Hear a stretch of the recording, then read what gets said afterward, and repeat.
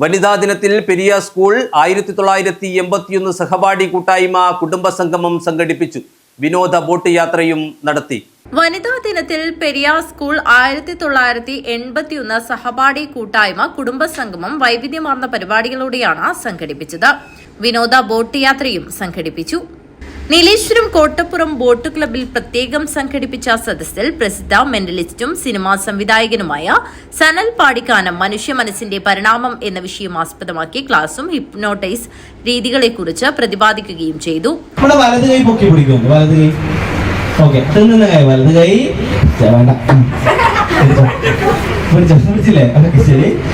ഇനി എന്റെ ഈ കൈ നോക്കിയിട്ട് ഞാൻ പറയുന്നത് ചെയ്യണേ. എന്റെ കൈ നോക്കിയിട്ട് ഞാൻ പറയുന്നത് ചെയ്യണേ. ഓക്കെ, സമ്മാനമുണ്ട്.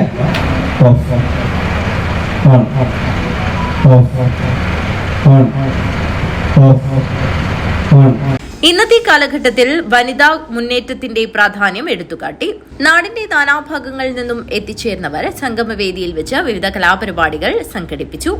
സഹപാഠികളുടെ ഷഷ്ടിപൂർത്തി ആദരവും ജന്മദിന വിവാഹ വാർഷിക ചടങ്ങുകളും സംഘടിപ്പിച്ചു.